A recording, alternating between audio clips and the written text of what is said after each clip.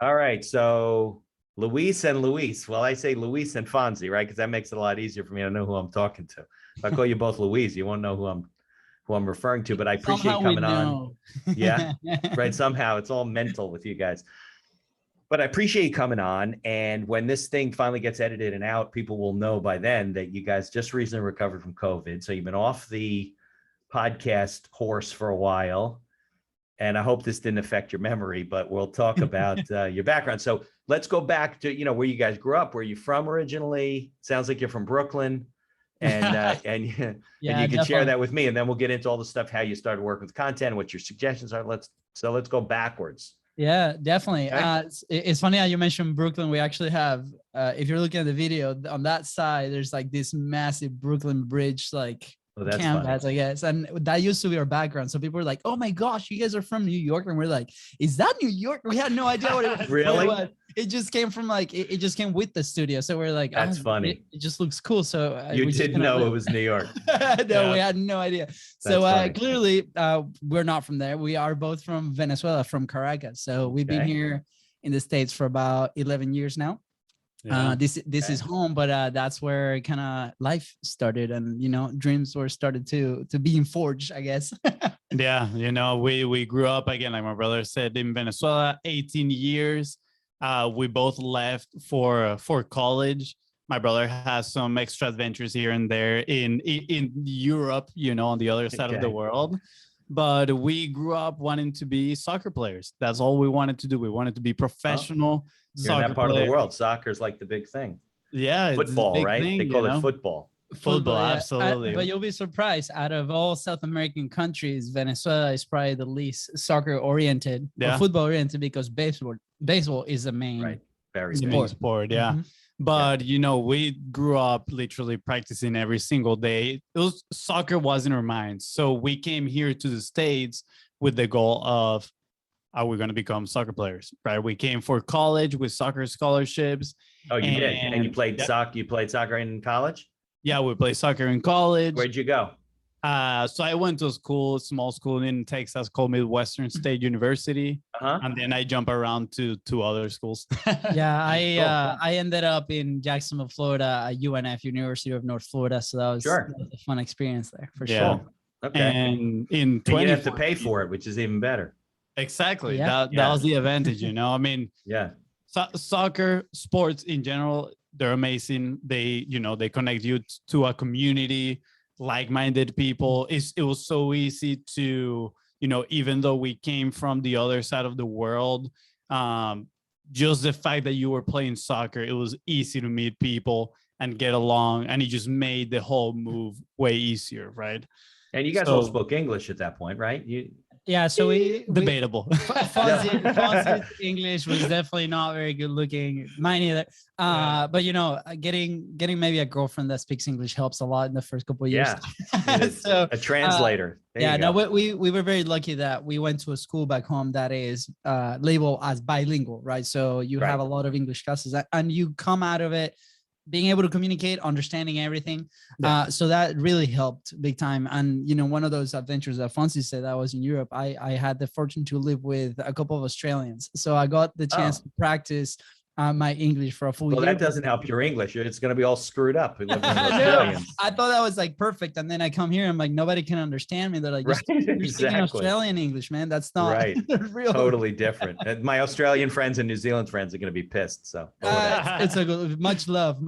Yeah, it's interesting, man. Like the first, I would say 3 years I was here in the States is something natural that you're just drawn towards the people that speak your language. So yeah, I'm sure. I had a few Spanish speaking people in my team, so I would just literally go and hang out with them. And I remember my dad, before I left Venezuela, he told me, go and hang out with the Americans, so you really learn how to speak English. Right? Now is Venezuela more Spanish speaking? Because I know Brazil's more Portuguese speaking, right? And like Portugal and Spain right next to each other, they can't communicate for their life. It's totally different, right? You'll be surprised. I mean, we can speak in Spanish to them and they can understand, and they can speak in Portuguese to us, and we can kind of understand. Maybe you. Yeah. But it's kind of interesting. With Italian, it's the same. We can kind of communicate. Yeah, it's mainly Spanish, but the culture is very Americanized, right? Like we consume a lot of the same type of content, right? On TV, on the networks and different things. It's literally the same shows, just with subtitles or dubbed. Right. So it wasn't really a big culture shock when we came. No. Yeah, no, that's really. Good. Yeah, that was a good advantage there. Honestly, the biggest issue was the language, right? The communication at first, and maybe some traditions, like, you know, we back in Venezuela, we like to give kisses in the cheek when we meet somebody. Yeah, other people will smack you here. You got to be careful. Exactly. Yeah. Like, but what did you need? I mean, you wanted to play soccer, right? And you wanted to meet girls. You don't need to know English for that. As a matter of fact, being foreign probably gives you an advantage over guys like me. I'm American. They don't care. Yeah, they're like, oh, let me teach him English, right? Yeah, I remember when I was in my fraternity house, there was this guy, I think his name was Juan Carlos or something. Juan was hysterical. And, you know, he talked English, broken English, but a lot of it was Spanish. And he used to get up at the fraternity house and he would tell jokes, but I think in English wasn't as funny. Like the translation didn't work. He would be like, this happened, and then 50 chickens fell off of the truck. And everybody looked at him like, I don't get it. And probably in Spanish, it was very funny. Yes, funny absolutely. I promise you, we have been there. This is what happened. That exact situation. I'm gonna give you an inside look of what goes through her brain when that happens, because it has happened multiple times. Still does with my girlfriend all the time. We think so. Like, we listen to the input in English, then we translate it to Spanish, and we're like, "Wow, this is an answer that back home is hilarious." And I'm gonna share it with, you know, somebody I really care about. But you have to do it in English because they won't understand. Exactly. Right. How do I share it in English? So through our brain, we translate that, and then we share it. And after we're done, we realize it was not funny. And then we're trying to explain the joke, and we're like, you know what? Forget about it. Explain it. It's not funny. Yeah, it's funny in Spanish. Yeah, right. So Mitch, I'll give you like a live example, right? We have this expression called "I know my cattle." Right. Okay. What it really means is like you know the people that you kind of hang out with, like whether that's your family, whether that's your wife, your brother, whatever. Right. So it's the first crowd, it's your group, it's the people you hang out with. Your group. So this comes obviously from a farmer's town, right? People that have cows and they do that kind of stuff. So my wife says this thing about, you know, my brother. I'm like, no, that's not gonna happen. Like he's gonna do X, right? And he does X, right? And then I turn around, I'm like, hey, Katie, I know my cattle. And she's like, what the heck are you talking about? Right. Right. Here's the funny thing. Like if you do it enough times, then they're going to adopt it. So now Katie and her entire family, which they're from Canada, they live here in the United States, right? They adopted that expression. So it's a great mix. So sometimes, you know, it does hit and it does stick. The power of now they use that all the power time. of consistency. Yeah. Right. Well, when you think of like Spanish, you think of like the gauchos on the pampas and, you know, whatever, chasing the, I don't know. My Spanish has waned since high school.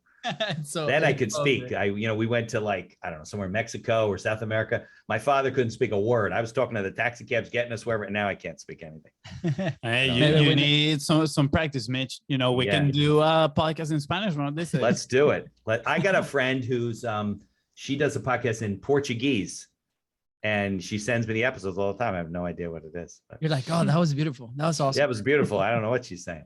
Yeah, it's there. Maybe there's a translator. Okay, so what did you had to major in something though? What was your major in school, right? You had to keep up your grades because then you can't play soccer. Absolutely. Yeah. So back home we have an expression. If you don't know, really, if you don't know what to do, you know, just go for business administration, and that's really like what I did at that point. Right. I came with like 2 years worth of school. Also back in Venezuela, I had to like just restart everything for eligibility purposes. But I started my business administration career back in Venezuela, and that's what I did because I didn't really know what I wanted to do, because at that point was for me. Soccer was a vehicle to come to the States and study and have a scholarship, right? in my head, I was already done with the professional soccer stuff that, that ended in Europe. But I was like, okay, well, but you wanted to get a degree, right? Yeah. I want to get my degree, see what happens, like go there for 4 years, and then we'll figure it out, right? I have 4 years to kind of figure out what I really want to do. It was way longer than that, but that's at least what. Well, you're having fun. You didn't want to leave, Yeah. It's like the 6-year senior. Yeah, pretty much. Looking for opportunities, right? Because we all know Venezuela is not in the best, position for opportunities or growth, right? So it was like, okay, this is buying me 4 years of going to school. I'm gonna do that because then that's very broad. I could potentially get different opportunities and go from there. So business administration was for me. Fonzi, I honestly have no idea what are my thought process was the same. Honestly, I came first for business administration. Right. And when I got to Jacksonville, which was my third school, I was like, you know what? Why don't I switch it up? I mean, I love soccer. I want to play soccer. So if I don't end up playing professionally, I would like to, maybe do something. Yeah, be a coach or whatever. So I'm like, business administration. Okay.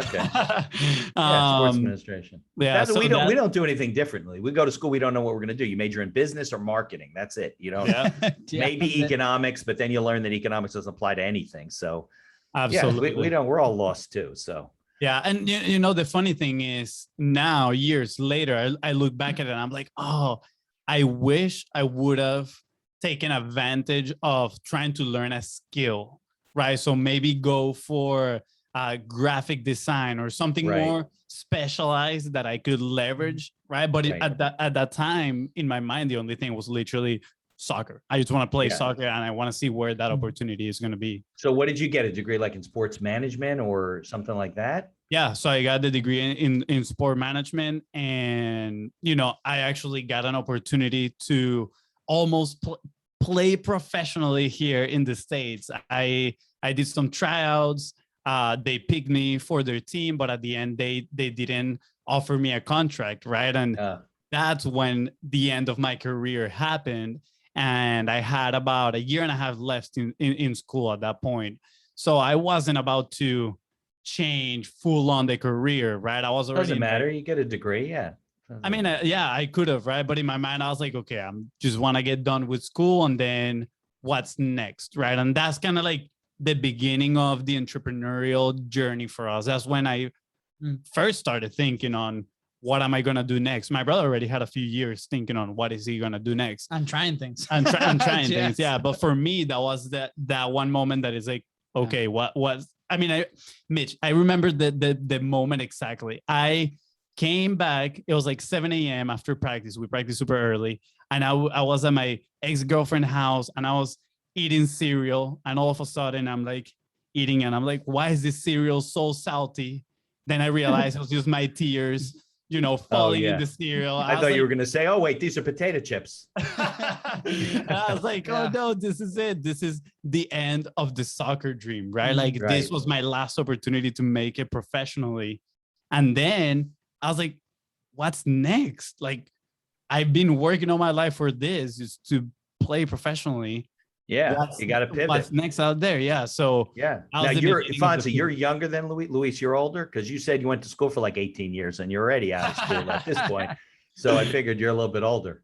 Yeah, I'm a little bit older, but just like full disclosure, just 6 years, 2 in Venezuela and 4 here. So but Fonzi looks more mature. He's got that beard going on, Until he opens his mouth, that's game over. Yeah, I use the beard to my advantage. That's for sure. There you go. So how did you guys end up in Florida? You relatives there or something? So it was mainly me because my scholarship. The way that we got scholarship was also a little bit of a different way that most people will think. We literally emailed all 300 coaches. Oh, really? D1, D2, and D3. Yes, we recorded. So our thing with content goes way back, and we didn't know it. So we actually recorded a reel of us playing and in different games, different things. Like a highlight reel? Kind of highlight reel. And then for 1 year, we worked with an agency that didn't work out, and then we decided to take it in-house, I guess. And we literally sat down in our dining room table in Venezuela and just sending every single email, personalized email to every single coach, D1, D2, D3. So I got answers from Texas, West Texas A&M and University of North Florida. I was very, very lucky. Those were the two universities that reached back out to me. Fonzi, I think, had like about 3 options. So when I consulted, they were like, well, UNF is a Florida school, is D1. They're offering you a full ride. You should go. So that was not much to consult. Not much to consult. That's networking for you, right, man? Yeah. So that was like really encouraging that a school that at that level, right, consider somebody, because the stats were, I think, 1% of Americans in general get into a D1 school. So I was like, oh man, that's pretty awesome. So we came here, and then I fell in love with the city and the program, and it worked out. And then Fonzi, after a couple of years in Texas, decided to come in. And, I was like, how can I keep bothering my brother? Let me just follow him back to Jacksonville. Yeah. And you've been there ever since, right? We've been there. So this is home now. We've seen the city grow. We've helped a lot of people here. We've been helped by a lot of people in here as well. And this is where family is now. So. All right. So then let's figure out what happened. So you graduate. I don't know what. So Fonzi, well, you're finishing up, right? What's Luis doing? He was working already. Well, okay. So while I was in my last year of college, right, I met this guy in the soccer team, in the professional soccer team, right? I decided after they told me, hey, we're not going to give you a contract, since I love paying, right? I was like, can I still go out to the field and help you guys out? I'll pick up the soccer balls. I don't like care. The water boy. Yeah, right. I was like, I just want to be involved somehow. So I started going, and one of the teammates, he is actually an immigrant too from Croatia. So the guy was super cool, and he's like, dude, I really like you. I know your brother. I met him before. I have this franchise that teaches soccer to little kids. It's like, I would love for you to be a part of it, right? And at that moment, I was like, sure, like that sounds great. Sounds like an opportunity, right? So that's what we started doing at first. We started working for this soccer franchise, teaching little kids, running programs and groups and stuff. Yeah, cool. And it was hilarious. Like the very first day that we went to this school, this daycare, the guy just saw the two of us, and he's like, "Who's going first?" No training, no nothing. He's like, "Who's going first? Who's gonna take the first class?" And we're like, "Wait, what?" And at the end of make it up as you go along. I mean, there is a program that we knew somewhat of the theory on how to do it, but it was the first time in person with the kids. Right? And at the end of the class, you have to sing a song, right? So like Twinkle, Twinkle, Little Star, ABCs, whatever. We didn't know those songs because we didn't grow up with those songs. Right, of course. So I remember the last time my brother just went in there and he started singing Twinkle, Twinkle, Little something. I don't know. He just started making up a song. And this guy, he turns to me and he's like, is he just making up a song right now? And I was like, yes, absolutely 100%. And he's like, I love it. Funny. I absolutely love it. You guys how little were these kids? Little? Anywhere from 2 to 6 year olds. So really little. Really little. It taught us a lot, lots of patience. Lots of patience. But yeah, throughout college, right? Like, even while Fonzi was like focused on soccer, like I always in my head had something like, what am I gonna do next? I don't really want to go get a job. That's not how I've been functioning, like in my head, right? I'm like, I want to create something, right? And if the only reason I saw a job as a thing was paperwork wise, right? As an international student, you have to get a job, and I saw it as a vehicle to finance whatever I was doing next, right? So we started a somewhat of a brand in college called Mass Life. We launched different events around campus and with students and different things. That was really fun. There was a try of a blog, BuzzFeed style, but that didn't really go anywhere. Okay. Because we didn't know what we didn't know, right? So after graduation, that opportunity comes. And the reason like I personally took it was obviously soccer is something that we knew. It was kind of like on the management side. So I ended up being the director of it. So we had several coaches around 32 locations in Jacksonville, Florida. That was a big program. Yeah. So we grew it, right? And together with Weekend League. So on the business side, that was fun, but also it was very flexible hours wise. So those hours can allow me to kind of diving into different projects. What are we doing? Like, what are we doing? Social media? Are we doing this stuff? And they kind of evolved in there. Somewhere in there, we drove for Uber as well. There's some crazy stories in there as well. So like, we literally like went into like this mode of, hey, we have this thing that are paying the bills, but at the same time, we're dedicating all the extra time into different ventures like screen printing t-shirts, doing stickers, selling this kind of stuff, diving into social media. And that's where kind of like that journey started. Okay, I see. So then you started finding how to use content and how to do different types of things and promote. It actually started with our roommate. We used to live in this 7-bedroom house. We call it a frat house, right? And it was a bunch of roommates. Who's my wife now, thank God. And Fonzi was there, a couple of dogs. And she knows crazy. All the secrets, so you gotta. She has all the dirt. She's a real boss. Can't let her go now. She was the CEO of that house. Anyways, a roommate comes in and he's like, guys, let's start a company. And we're like, sounds good, let's do it, right? And he goes like, I purchased this, and he shows us a picture, and it's this vinyl cutter that we had to like plug into a computer to do stickers. Sorry, to do stickers. Wow, you got emotional. I got emotional. This is a big part of the story. And we're like, sure, let's do it, right? And we're like, how hard can it be, right? Like these stickers, like it costs 2 cents to make, and we can sell them for $10, right? We're like, the margins are great, and then Google, what are margins? Pretty much.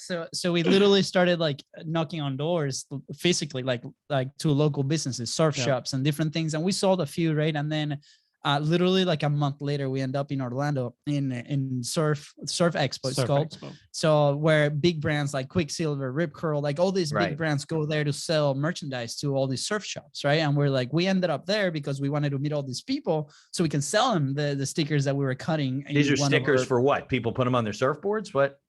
Yeah, it will be like any vinyl sticker. So it will be like your logo and like in vinyl, and it's like honestly great quality stickers because I have one in my car for the last 80 years and it's still there going strong. Yeah, like, was that like the stickers on the back of your laptop there? Those types of stickers, like this red one right here, like the red one, or this black one. Yeah, exactly. So Yeti that, one, like, exactly, those kind of stickers, right? So we go to this thing and we're in line to get into, and this is how scrappy we were at the time. We're in line to get in, and we see one sign that says must have to go in to be registered, right? And one of the things says website, and we're like, crap. So we turn around to Steven. Steven was like this 6 Foot Southern. That's why the company was called 6 Foot Southern. And we turn around, we're like, dude, Steve, like, do we have a website? And he's like, well, I've been building like a Shopify site for the stickers. Like, so we didn't really have an official website. And we're like, but it says there that we need one to actually get in, and we paid for all the tickets and the stuff. He's like, don't worry. So he grabs the phone and he starts like doing something on the phone, right? And he was very tech savvy. Yeah, he was very tech savvy. And in like probably Are you serious or are you sarcastic? No, I'm very serious. He was tech savvy? He was very tech savvy. Oh, okay. He finished. We had 2 people in front of us before we actually had to talk to the clerk.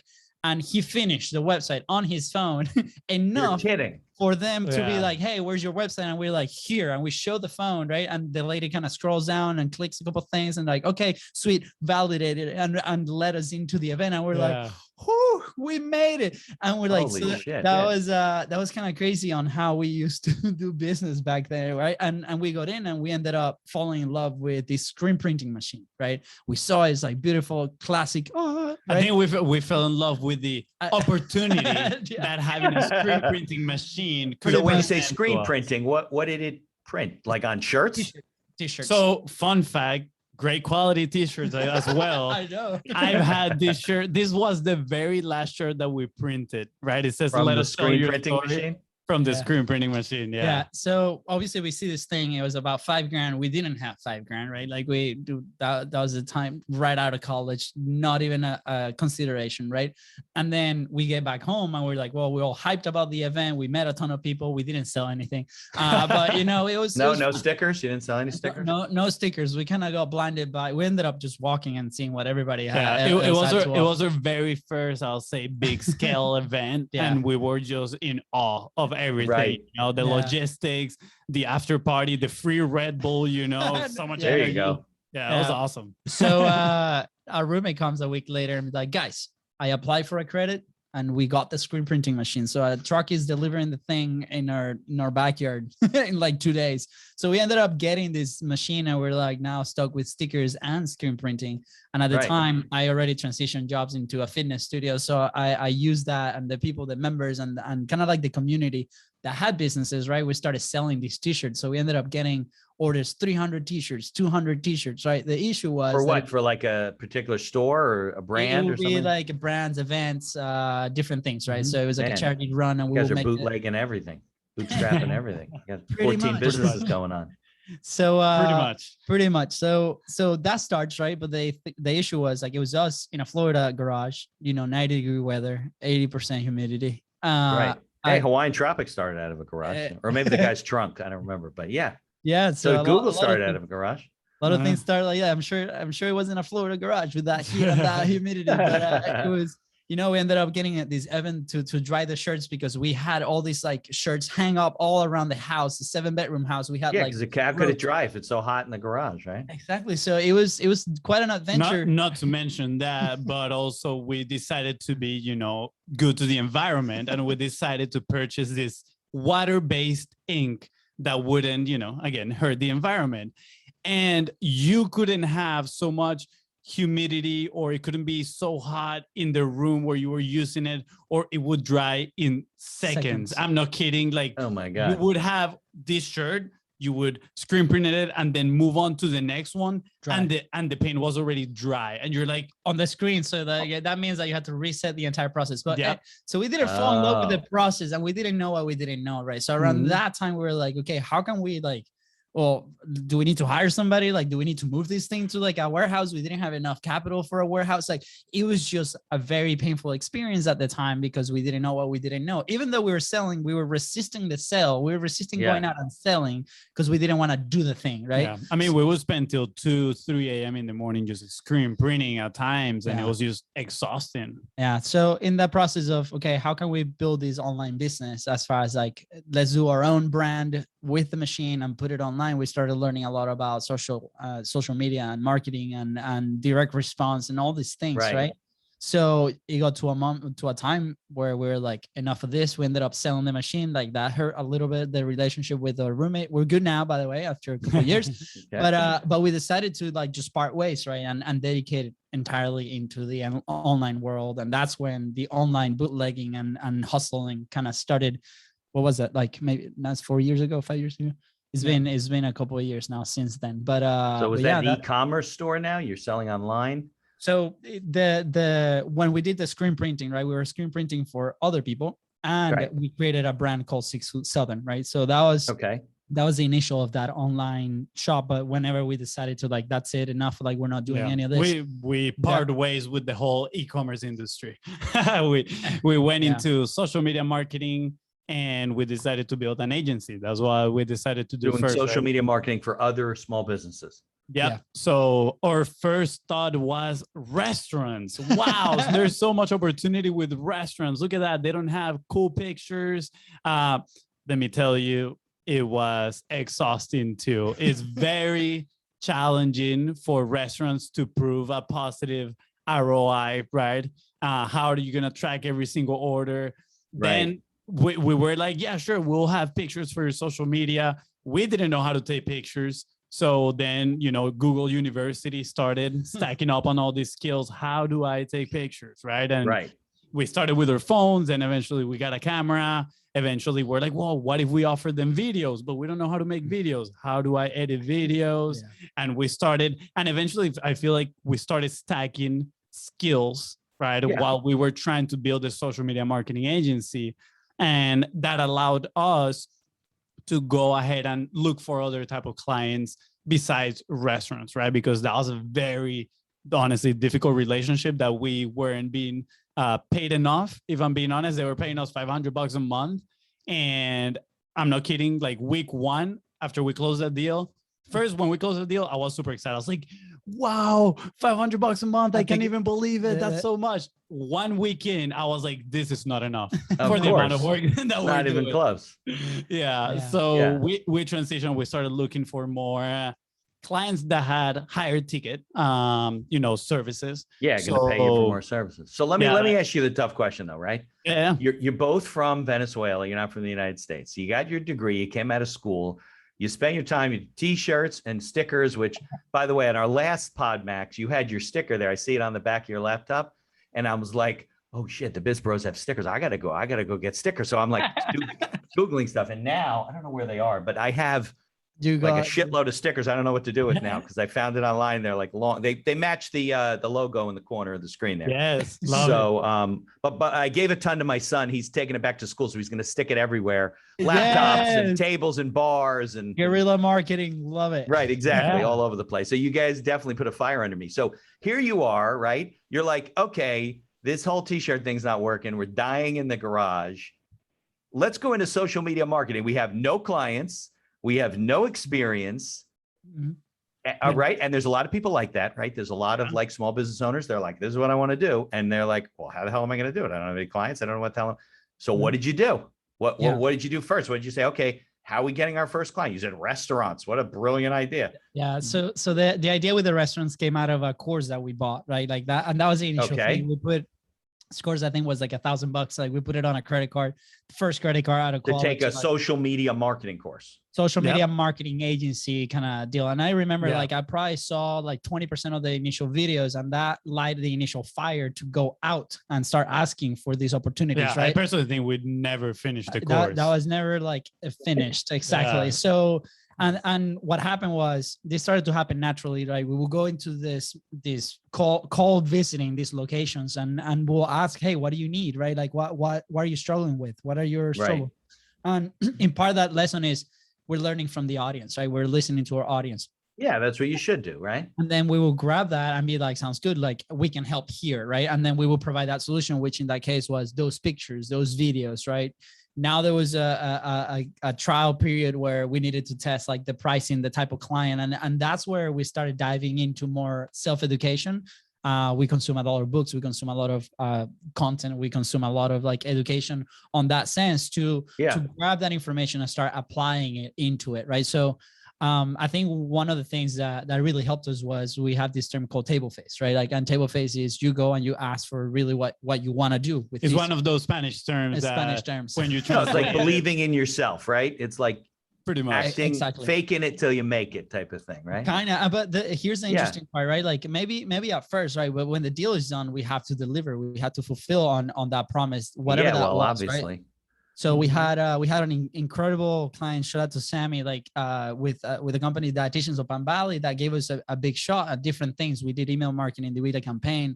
We crushed a couple of campaigns where we sold $12,000 of a course that she never sold before, right? Then we did again, and it ended with $40,000 of consultations for her. So we were getting these results. The issue was we were doing a lot of things. It was like 7-8 different things that we were doing. And we thought we had a business, but we were just freelancing at that point. At the time, right? You didn't write a business plan. You didn't have anything at that point. So this was our business plan. We decided to call ourselves the anti-marketing agency. So when we would go to people and talk to them, we'd be like, so what's your marketing agency doing? Right? It's like, we can do it better. We are the anti-marketing agency. We can give you the results they're not giving you, right? So that was right. But so how did you get? So you go to me. I'm a restaurant guy, right? Yeah. I guess if you got referred to me and they said, talk to Luis and Luis, they're great guys. But I say, okay, guys, what have you done in the past? And nothing. Okay. How do you sell that? I'm going to tell you the story of how we sold our very first restaurant. Okay, great story. I love it. Okay, that's what I want to hear. So this restaurant was pretty close to the school that we went to, right? So I remember I was driving through there one day and I always see the sign of that restaurant, which is not there anymore. If they would have kept us, maybe they would be still there. There you go. But they used to have this like Margarita Wednesdays where all the university would go there and drink their life away, right? So that's why I knew them. I was like, dude, these guys are famous, but literally every other day they're empty. So I was like, they might need help, right? So I started looking in social media. I was like, they are not active. They got nothing. I was like, oh, we can definitely help these guys. So I put a proposal, right, based on what we learned on the course. I was like, look, I'm going to take pictures. I'm going to maintain your social media, and I'm going to run some advertisement. We're going to create an offer, and we're going to drive some advertisement so we can get people here besides for Margarita Wednesdays that I'm pretty sure you guys might be operating at a loss in here. 1 day a week, I would think, right? Yeah. So I go into the restaurant. Well, first I call them. I was super nervous. I was you didn't know, you weren't referred. You didn't know the owners. Nope. The only thing you knew is that you go there on Wednesdays to drink margaritas. Absolutely. That was absolutely. it. Okay. This is a good story for people. So I called this guy and I'm like, hi, this is Luis. We have from BizBros agency. Right. No, the other Luis, not that. Yeah.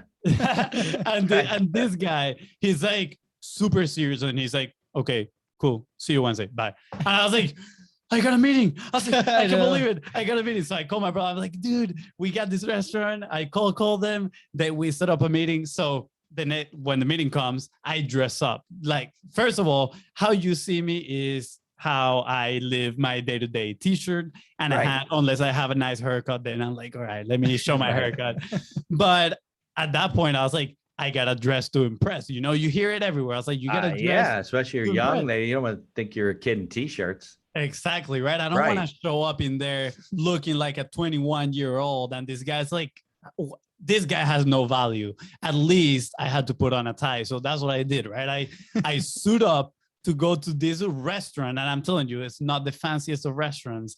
And I got there and I started talking. I had a whole paper printed with, the difference between advertising on the newspaper, on magazines, and online, and all the numbers. I just went into what is called the techno babble, right? I was just like, yeah, they didn't know what you were saying. They had no idea what I was saying. They just knew I was passionate enough about it. Right. And I mean, under that suit, I was just sweating, right? And at the end, the guy's like, okay, cool, let's do it. How much is it? And I was like, I don't think I prepared for this. I didn't do that part. I don't know. Yeah, I was like, I prepared for everything except for the closing, right? So I was like, right. Well, you didn't expect them to say yes, right? So exactly. Honestly, yeah. It was, I mean, my selling experience prior to this was selling $30 memberships for the parents in the soccer franchise. For the 2-year-olds. Right? For the 2-year-olds, right? I clarify here. I wasn't selling the 2 years old. Right. I was selling the parents. Okay. Right. Well, because the parents had all the money. So yeah, exactly. Absolutely. Right. So back to the restaurant, right? The guy's like, okay, cool deal. $500. And I was like, I can't believe it. This is amazing. And I tell him, okay, I'm going to be back. I don't remember if it was next day or like 2 days. I'm like, I'm going to bring the contract so we can sign it. And he's like, okay, cool. Awesome. We shake hands. I leave. When I'm in the car, I call my brother. Luis Daniel, you can't believe it. We closed the deal. We're officially in business. And we're like, well, we got to register the company. Right. You were just right. You're just winging it, right? We were winging it. This like, Google how to register a company in Florida, Sunbiz. Literally. We had no company whatsoever. So we register the company, and then we print this template contract. I don't know where we got it from. And I take it to this guy. The first thing that he says when he sees us coming in, he's like, I noticed that your company was started yesterday. Oh, he had looked it up? He looked it up, yes. He's like, this guy's probably looks so sketchy. I'm going to find out, right? And he found out, right? He was like, I noticed that you guys registered the company yesterday. And my immediate answer was like, oh, yeah, definitely. You know what? We were actually testing the idea to see if people actually wanted these services. And since you said yes, we just went ahead and did it. I mean, it was honest, right? But I don't know where the answer came from. And the guy looked at me and he's like, okay, cool, let's do it. And I was like, oh, yeah, thank you. I don't, at this point, looking back, I don't know if the guy just saw the fire, the ambition, right? And maybe that has a lot to do with it. Maybe he's thinking these guys are going to do all this for $500. Right? I'm gonna be quiet about it because they're going to figure out this is a lot of work. Absolutely. Or it was that, right? He's like, oh, I can easily take advantage of these guys. Right. So yeah, we signed that thing. We started working. And even though it was very challenging, it was a very challenging client, right? it gave us the opportunity to learn a lot, right? I mean, we did our first advertising campaign there. We made our first offer there. I learned how to take pictures with that client. I learned how to make and edit videos because of that client. So it gave us the opportunity to level up, right? And then we learn a few things in there, for example, pricing. So when we went on to the next person, you're like, I'm not doing this for $500 again.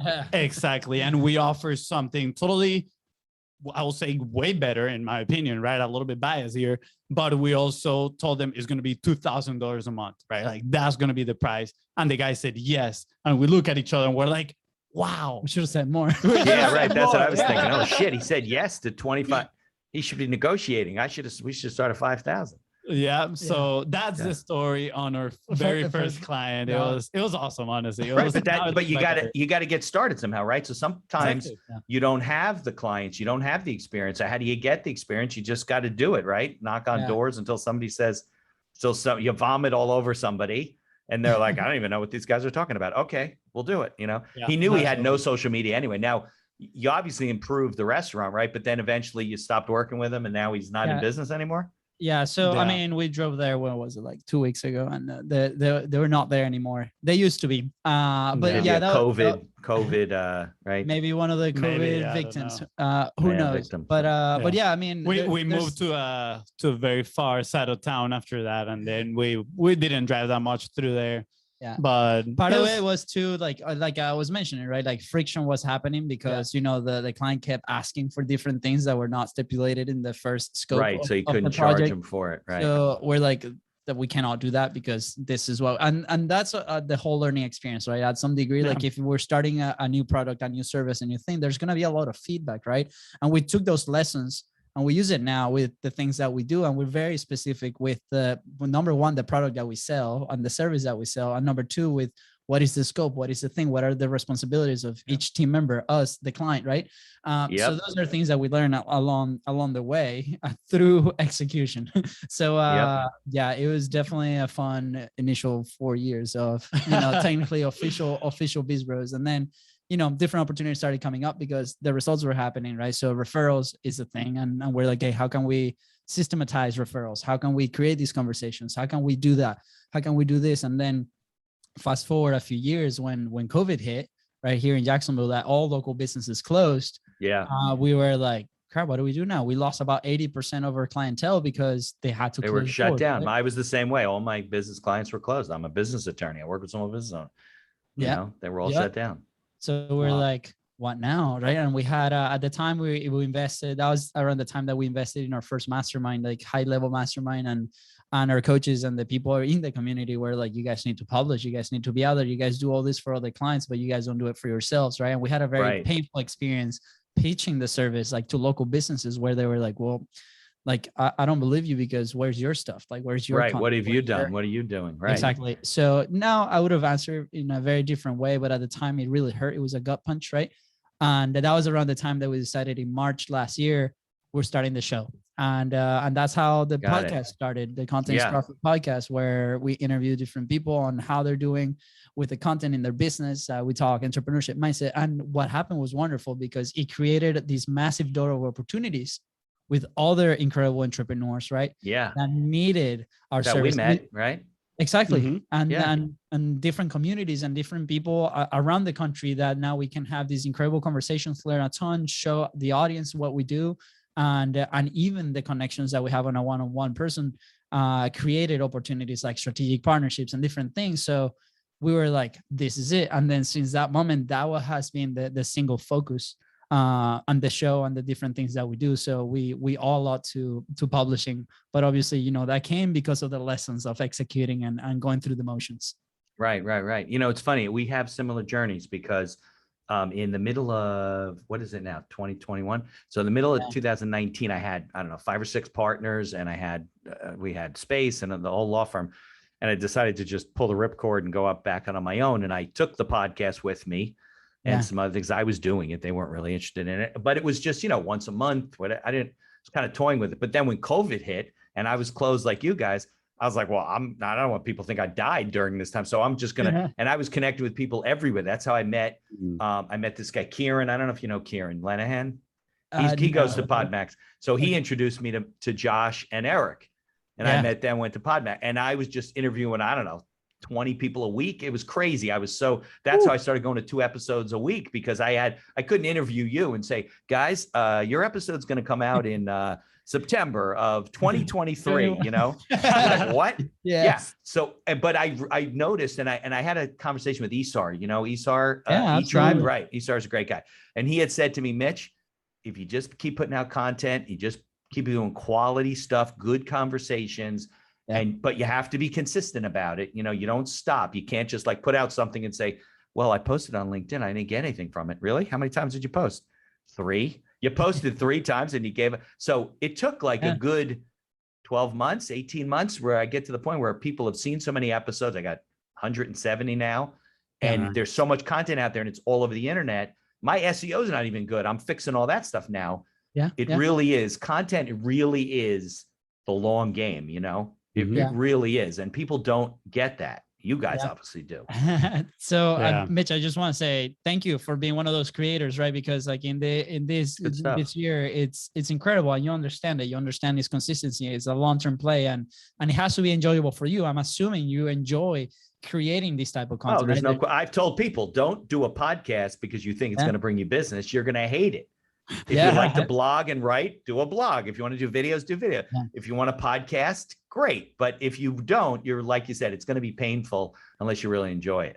Yeah, absolutely. I think we talked, you know, behind cameras the last 2 weeks. We haven't been able to produce an episode, right? We were a little under the weather, and we're getting back at it, right? But we're about to hit 200. I mean, published has been like 230. We had to stop at 198. 198. Yeah, like, that was where you stopped. Close. Yeah, so you got 198 that's out on the street.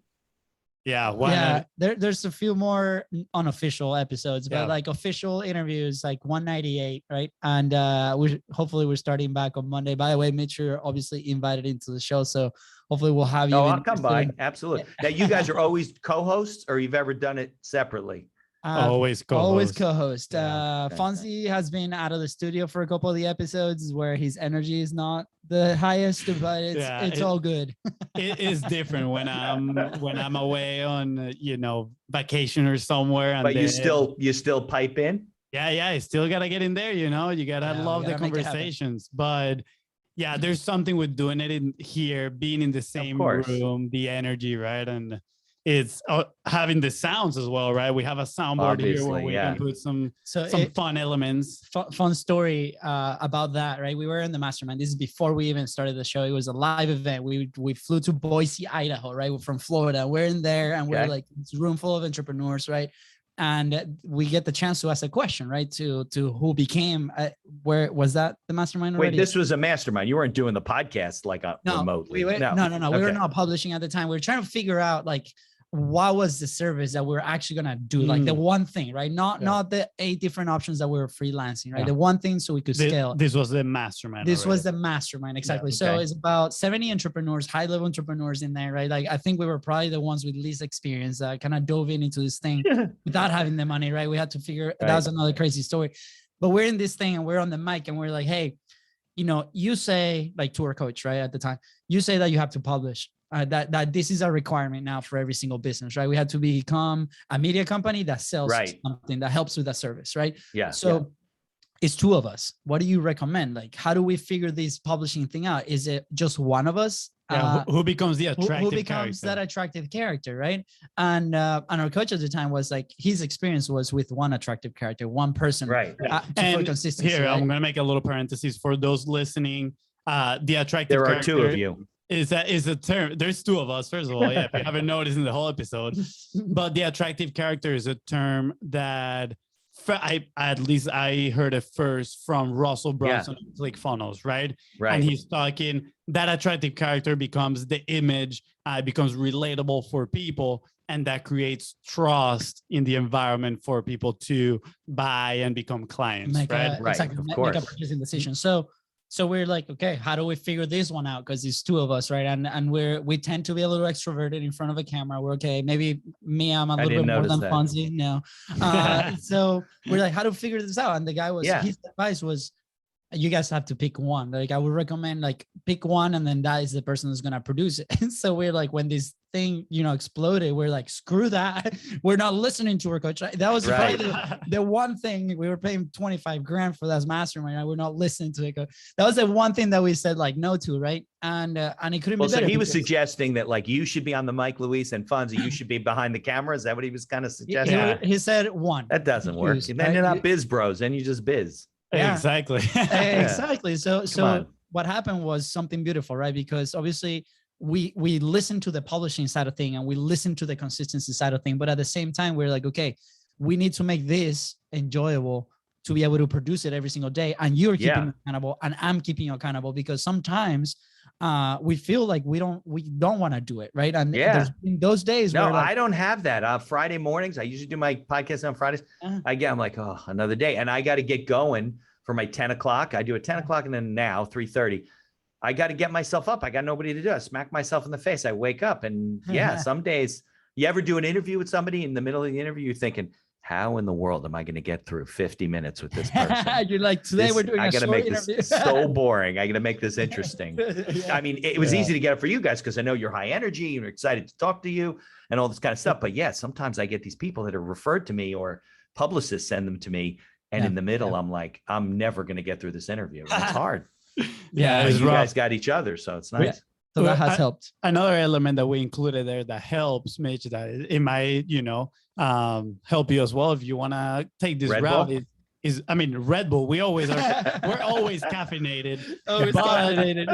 But do it live, right? We decided, hey, you know what? Because we actually tried to start the podcast about a year before we actually started Content is Profit. We attempted to start a podcast called Brews and Bros. So I'm happy that one didn't work out because we would be alcoholics at this point. Brews and Bros, right? Brews and Bros. Yeah. Okay. Yeah. And the whole idea was to discuss pretty much it was like, we were drinking cool things that we thought it but the whole idea was to discuss what we were learning in the marketing world. So the name and the topic didn't really align, but we had so much friction trying to create that podcast because we try to overproduce it, right? We're like, let's have. I'm setting the. I know it's a lot of work. It's ridiculous. It gets crazy. Yep. I'm setting the scene. At the time, we were going through the One Funnel Away challenge, right? So every single day for 30 days, we were learning something, right? And we're like, okay, we're going to document every single day. So I was working. Fonzi was kind of working. I don't know what he was doing at the time. I was freelancing. He was freelancing. Okay. And we would come home and it was, at the time, we already moved out of the frat house. We were in a 2-bedroom apartment. So it was me and my wife in one room and Fonzi in the other room. So we didn't have really much space. And we were in the living room taking notes on this thing at 8 p.m., right? So the whole thing ends at like 9:30, 10 p.m. And that's when we would go into Fonzi's room to set up. So we would like move the bed to one side, put these lights, 2 cameras. The whole thing looked like a porn set. And so like one day, like Mandy, Fonzi's girlfriend walks in like, what are you guys doing here? I'm like, it's not what it looks like. It's a podcast. So the whole setup, it took about 40 minutes to an hour just to do the setup. So that's adds a ton of friction to the process. And then each camera had a timer. So every 20 minutes we had to get up and re-record it. It was just very painful production. And one day my brother spilled the beer all over the computer too. It was accidental as well. So fast forward a year, right? We actually recorded 5 episodes of Brews and Bros. We never edited them. They never saw the light of day. Obviously, they're still in a hard drive somewhere now at this point. We need to find We need to find that footage of you spilling the beer on the computer. You have to destroy it. But the thing is, when we decided to do Content is Profit, the first thing we said is like, we are not going to do the 40-minute setup of the porn studio, right? We need to just go out there and record. So how are we going to do it? Let's go live, right? Before this, we did a challenge that we called the 45 Live, where we went live on Facebook for 45 days in a row. Those Facebook you did it on? Yep. And that's the easiest one, right? Through Zoom, you can just go right on Facebook. You don't need to get permission from the president to go on LinkedIn or something. Absolutely. Which I'm still trying to get, by the way. I've submitted like 3 times. They won't give it to me. Keep doing it. Keep doing it took us about 10 submissions to find a way to okay. approve. But I can't use Zoom, right? I got to use like StreamYard, or I need a streaming service, right? More expensive. Yeah. But at the end of the day, we're like, let's just go live. Let's remove the friction. If we make mistakes, we embrace them. We laugh about it, right? And I mean, who knows? Maybe people like that stuff. People like to see that you. Yeah, that's why I put the video up unedited, because it's more interesting. Exactly. It's funny. You and I, we have like the same path. I did the same thing. I started out. It was going to be this law podcast. Like I was doing things like if you have to go to municipal court, or things that you could do yourself. Kind of. It's like it was called Let's Talk Legal. It was like a do-it-yourself type of thing. And then we would script this stuff. We'd have to do research and all this work to create these episodes. And then I did 4 or 5 of them. And then a buddy of mine's like, I'm like, what do you think of the podcast? He's like, it's boring. I'm like, really? it's not helpful to you. So it might be helpful to me, but I'm gonna listen to it. You forget about it. I'm like, really? That sucks. So I called up a friend of mine, this guy, Jack. He's the first 2 episodes I did. And I didn't even know half his story, but I'd known him for like 20 years. And I'm like, Jack, I want to record you or interview you on my podcast. And he's like, well, what's a podcast? He didn't know. He's like 80 years old. Although ironically, he's the one who introduced me to Zoom. But so I spent 2.5 hours with him telling the whole story. And we had I didn't have a Rodecaster or this board that I have here. I had like a USB hub to these 2 little laptops. It sounded terrible. I had to clean it all up. I didn't know about. And then I realized as I got into this thing, I better like systematize this thing.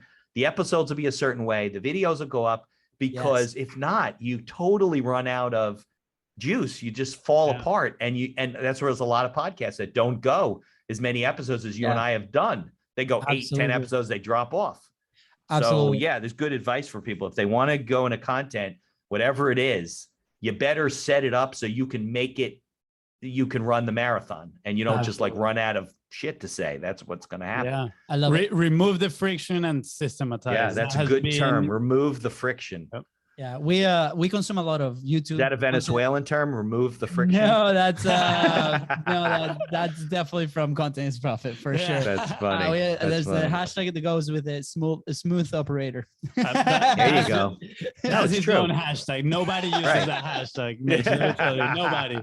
He approved it. He was like, yeah, that's incredible. When I first started on social media, all this stuff with I didn't understand hashtags. I'm like, what the fuck does that mean? So I shouldn't curse, but it's not live TV. So so I would put these hashtags, like you said, like hashtag Buy and Hacker Law, hashtag, and somebody says, it's not like that's a trend. Nobody's following those. What's the point of them? And then I started to learn what they meant. Yeah, it's incredible little content buckets all over the internet. Yeah. But so we consume a lot of YouTube content, like we enjoy that. And we've been learning from a lot of creators in a very different way, because producing a podcast is very different than there's some really good stuff out there. A YouTube video. Yeah, absolutely. So who's the guy who started me? Pat Flynn, right? He's the big podcast. Pat Flynn, he's doing wonderful things with his show and the way that he creates content, right? But I think we're like, what we consume is a little bit more on the entertaining side.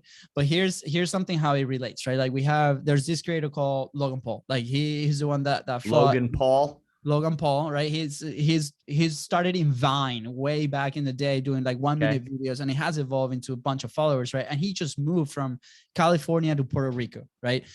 Because he's into boxing now, and he's fought he fought Floyd Mayweather. Floyd Mayweather like a month ago. Maybe that's why I recognize his name. Yeah, exactly. That was probably he's a very polarizing social media person, just so you know. So what they were talking about it in his show yesterday, like from Puerto Rico, is like his partners or he co-hosts where like your creative juices have shifted from the content, right? Because he has a YouTube channel that he vlogs, right? That he creates his daily or like weekly vlogs that he hasn't done it, and has shifted from that creative environment into a bunch of business ideas. So like he's launching on September 1st, for example, a bunch of like NFTs for like in this world. And he's like creating all these wonderful revenue generating things, right?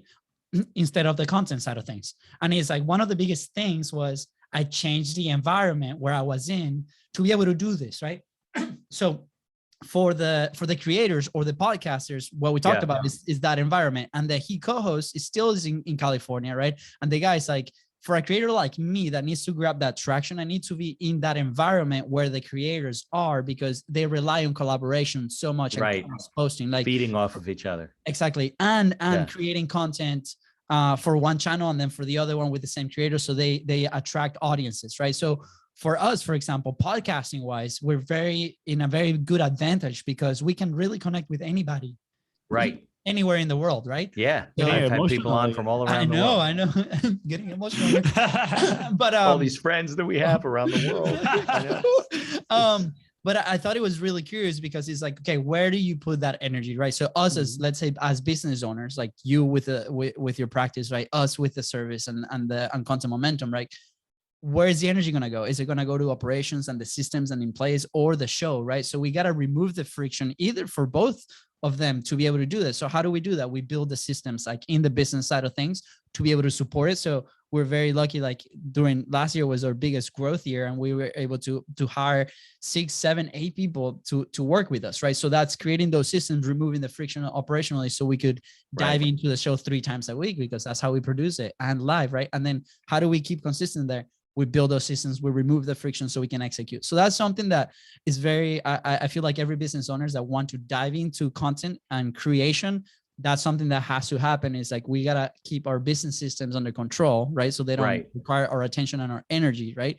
And at the same time, creatively for that, set up an environment, which is not like, maybe it's your room or the office or the studio, but an environment of production where everything is taken care of. Like you did, we're like, we're doing it this style, we're doing it this day, we're doing it with this type of content. So there's no friction whatsoever on creating, right? Because if not, you don't know what you're walking into every day. You come to the office, you're like, oh, we got 3 interviews today. You're like, what? Don't we have the bookkeeping to do, or this or that, or meet with the clients or whatever.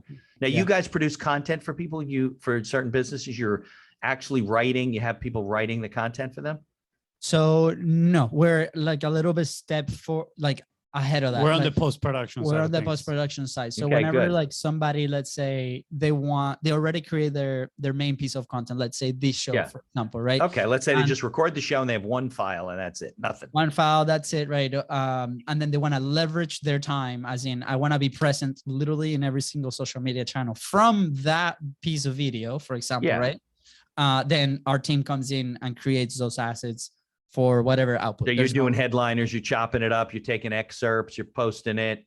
So there's different levels, but yes, that's the main idea. Is like, how can we be omnipresent? So, we have a really cool story with one of our CMOs, Greg. He runs like a $200 million real estate company, right? And he was spending about 80 hours a month just like trying to record content on his own, teaching people about real estate and these things, right? And he would like jump on his staff members and try to record stories with the staff members. Everybody was escaping from him, right? And when he came in to talk with us, we're like, we only need you for 4 hours. And he's like, 4 hours a week? Done. Where do I sign? I was like, no, it's 4 hours a month. So he's like, what? So in his case, we were going to create that show. It was like 4 hours, 1 hour a week, basically with the people that he connects, like his dream clients, his strategic partners, people of influence, customers, testimonials, right? All these incredible things where he just had to sit down for an hour, which now we do, for example, with Zoom or any other tool, right? And then we grab that content, and they create 60, 50 different assets every single week that are from the 1 hour. Him. Sure. Yeah, exactly. That are working for him all over social media. So a lot of people kind of batch high volume. I think is the best thing that you could do for your content is create high volume, work your way up to get to that point. Or if you have the resources, create and distribute, because that's top of funnel. We got to be top of mind from the audience that's seeing you every single day, because consistency, right? It translates into many other things like trust. What is the archetype that we have? Arts, right? Authority, relevancy, trust. And then people get to know you, right, as an attractive character, right? And they're like, I trust this person. They recognize you. They've seen you 15 different places, and they start to say, wow, this guy really knows what he's talking about. Yeah. But without consistency, that doesn't happen, right? So going back to what we were saying, build that system, build that specific environment where we can execute consistently, and then resources will go up because sales are going to happen naturally. That's what happens, right? If the system is in place, and then those resources come back into content, and then omnipresence. So yeah, that's a little summary of. Nice. No. That answers the question about, how do you produce content, and how much content do you need, and what do you do? So you guys are doing basically the post-production and the promotion, really on the social media platforms. That's your bailiwick. Mhm. Yeah. I mean, at the end of the day, it all started with removing the friction, right? How can we remove the friction for you, right? So after you're done doing your magic, right? Spitting facts over here on the mic for the podcast, you don't want to sit down and have to do all the editing on all this stuff. Yeah. And we're like, okay, how can we maximize your effort and just get you in front of more opportunities? Yeah. And that's how we created the process. And honestly, the process started because we needed it. We're like, okay, we got all this content. Let's just build it for ourselves. And then it's like, wow, we got something that we can actually do it for other people. Sure. To help other people. Yeah. We had go ahead, Luis. I remember we had a call with a master. This guy is a master of cold calling, right? And he broadcasts this incredible show in Amazon, and there's a bunch of people seeing the live show, right? But the friction was they didn't have a team, or they didn't want to spend the time finding that team that could create that. Like, it could be very frustrating, that process, and cost a lot of money and time, right? Yeah. So, we came in, and one of the questions that he's like, what's my ROI on this, right? I'm like, well, we're giving you back at first a ton of frustration from a time back, right? So, like, how do you value that first? You're giving him back the frustration? No, we're taking we're taking that first to go back to your face. No, we're removing the frustration of trying to build the system and the process. And once somebody has it, is beautiful, right? So we take care of that. But also, Fonzi has this really awesome question where it's like, okay, well, you are really good at the cold calling. So, like, let's do the math. Like, how many cold calls a day are you doing, right? How many cold calls you're not doing because you're focusing on the content and hiring this team, like, the time that's back. So just grab a fraction of that time that you're going to get back. And if you do what you're best at, what do you think you can do? And we remember seeing, like, the face, his face, and he was like doing kind of like math in his head, and he didn't say anything, but he's like, okay, let's talk. Right. But that's it. Right. Because we're taking our resources, and sometimes, I don't know why, and this happens to all of us as business owners, when we tackle content, we feel like we need to do everything. When as a business owner, you have those resources to leverage whoever's in there or the system that you have in place. Well, so I think we all start out being solopreneurs, and we kind of do it ourselves because we don't have the money, and we never get to the point where we say, oh shit, I shouldn't be doing $20 an hour work. I should be doing the $200 an hour work, and somebody else should be doing the $20. It's hard to make that transition. So it's hard to let go. Let me tell you. Yeah. Definitely. You just made me think of something. I was going to ask you a question. So, are there any, like, if you looked at your client base, are you working in any particular industries more than you're working in others, or is it kind of all over the board? We've had people from healthcare to real estate, to coaches, to solopreneurs recently. This is really fun. I think they collect trash. So it's a clearing company. It's a clearing company, right? They go to places and clear entire lots and different things. So we've been in a bunch of industry, and that's a great question, because when we were trying to figure out what we were gonna do, we put on a whiteboard every single thing that we were doing at the time, right? And you hear a lot, niche down, try to serve like one type of person. And we didn't usually it's more profitable to be a specialist. Yeah. Exactly. So we're like, we don't really want to be like the content guys for fitness. So we don't want to be the content guys for dietitians, right? We're like, right. How can we do that? Right. But there's 3 pieces of differentiation. And one of them is the process, right? So what we did was, it is a process. So as long as this is the input, which is like a long form video, there's an output that we can give you, right? So the process is very powerful, because we can go from 0 to 60 assets a week, like very quickly, right? Yeah. And then there's the system in place to distribute that, and how do we coach people to do that, or how do we do it ourselves if they have the resources, right? So we niche down on the process. So that's the type of client. Mostly are people that are creating video podcasts, right? Because it's very low friction to create that piece.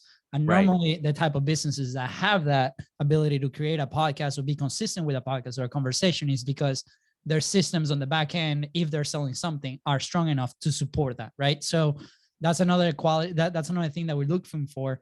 There's a certain type of client that we accept to execute the service, because they need to support that, right? It's like, are you going to hire a video editor, right? Well, you need to support the salary of the video editor. Like, how much is it, right? So is the same conversation. So, but yeah, we've been in many industries, which is fun. Yeah. Now, do you guys, you're not doing like website building or whatever, right? If you get involved with somebody, they have a website, or if it's not too great, you bring somebody else in. How do you?